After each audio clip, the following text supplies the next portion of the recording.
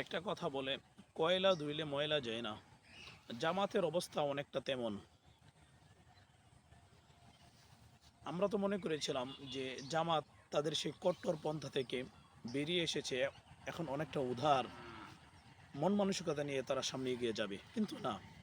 গতকালের ঘটনা, মিরপুরের 12 নম্বর সেক্টরে মাওলানা নাজমুল হাসান কাসিমি সাহেবকে তারা পরোক্ষভাবে এক হুমকিমূলক চিঠি পাঠিয়েছে। যদি তার বিরুদ্ধে ব্যবস্থা না নেওয়া হয়, তাহলে কি পরিস্থিতি হবে এটার জন্য তারা দায়ী থাকবে। মানে তারা একটা গণ্ডগোল তৈরি করবে। তো দেখেন,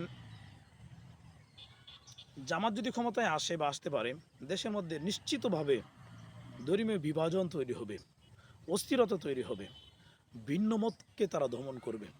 তারেক মনোয়ারের কথা আমরা শুনেছি, সে বলেছে দর্শে নেজামির আলেমদেরকে মসজিদ থেকে বের করে দেওয়ার জন্য।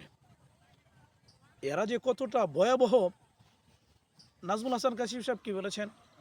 বলেছেন রোজাকে পূজার সাথে তুলনা যারা করেছে, ভুল করেছে, অন্যায় করেছে। উনি সঠিক কথা বলেছেন।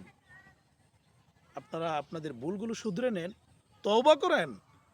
না করে যারা কোরআন হাদিসের সঠিক কথা বলে আপনাদের দলের বিপরীতে যাওয়ার কারণে তাদেরকে আপনারা হুমকি দিচ্ছেন, পরিণতি এটার ভালো হবে না। মনে রাখবেন, এদেশের আলেমদেরকে মাইনাস করে, কওমি আলেমদেরকে মাইনাস করে এদেশে কোনো দল ক্ষমতায় আসতে পারবে না ইনশাল্লাহ।